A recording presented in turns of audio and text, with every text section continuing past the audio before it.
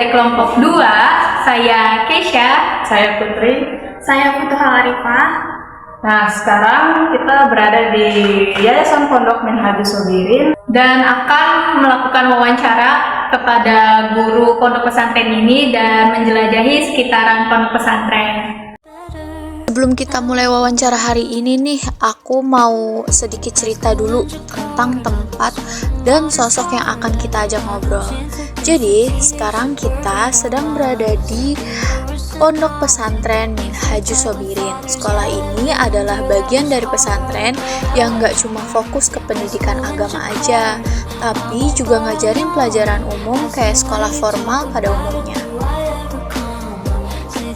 Di sini lingkungannya sangat tenang, suasananya religius dan sangat mendukung proses belajar para santri. Nah, sekarang kita sudah bersama salah satu guru di pondok pesantren ini. Halo Ibu, boleh perkenalkan diri? Ya, nama saya Miss Nurul Ufam Kamili. Saya mengajar bahasa Inggris di sekolah ini. Oke, baik. Kami dari mahasiswa Fakultas Ilmu Komunikasi Universitas Gunadarma izin untuk mewawancarai Ibu perihal pondok pesantren ini. Boleh. Saya sudah mengajar di sekolah ini selama 6 tahun sampai hari ini. Alhamdulillah, sejak awal saya merasa cukup nyaman karena lingkungan kerjanya hangat, hubungan guru itu baik, dan suasananya kolaboratif. Ada rasa kekeluargaan yang kuat, sehingga saya merasa dihargai dan diterima, itu yang mungkin buat saya betah ya di sini.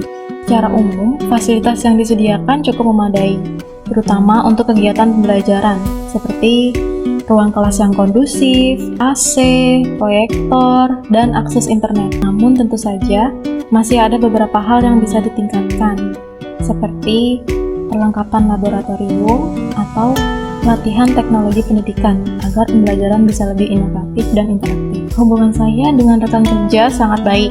Kami sering berdiskusi dan berbagi ide ataupun saran untuk meningkatkan kualitas pembelajaran. Kalau dengan pihak manajemen, komunikasinya cukup terbuka. Jika ada masukan atau saran, saya merasa didengarkan, meskipun tidak semua bisa langsung diimplementasikan. Biasanya, bentuk apresiasi yang saya terima berupa ucapan langsung dari pimpinan, juga kadang dalam bentuk sertifikat atau penghargaan saat rapat guru. Juga apresiasi tak langsung, seperti saat ide atau metode yang saya usulkan diterapkan di sekolah. Itu sangat memotivasi dan membuat saya lebih bersemangat. Saya diberi cukup ruang untuk mengembangkan metode pembelajaran sendiri, mengeksplorasi teknologi dalam mengajar, dan bahkan mengikuti pelatihan di luar sekolah, maupun seorang ahli diundang ke sekolah. Sekolah mendukung guru untuk terus belajar, dan itu membuat saya terus tumbuh secara profesional. Saya merasa pekerjaan ini sangat bermakna ya, apalagi seorang guru ya. Melihat murid dan berkembang dan termotivasi karena itu dari pelajaran saya atau dari kata-kata saya, memberikan saya kepuasan sendiri untuk saya. Selain itu, melalui berbagai kegiatan sosial yang diinisiasi oleh sekolah, saya juga bisa berkontribusi terhadap lingkungan sekitar, seperti program literasi atau kegiatan pengabdian masyarakat. Karena keterbatasan guru di yayasan kami dan kegiatan belajar mengajar itu hanya berlangsung 3 hari, sepertinya agak sedikit sulit untuk izin. Saya harus benar-benar memikirkan apakah mendesak sekali izin saya, karena artinya saya harus meninggalkan anak-anak di kelas dalam keadaan tidak ada guru dan hanya bisa menitipkan tugas ke guru piket. Kalau secara umum, waktu istirahat yang tersedia sudah cukup, meskipun terkadang ada hari-hari tertentu di mana jadwal mengajar cukup padat, namun saya masih bisa memanfaatkan waktu istirahat yang ada untuk sekedar rehat sejenak atau makan dengan tenang. Saya merasa cukup mampu menjaga keseimbangan tersebut. Beban kerja di sekolah masih dalam batas yang wajar, dan manajemen waktu yang baik memungkinkan saya untuk tetap menjalankan aktivitas pribadi di luar jam kerja. Lingkungan kerja juga suportif, sangat membantu dalam menjaga keseimbangan ini.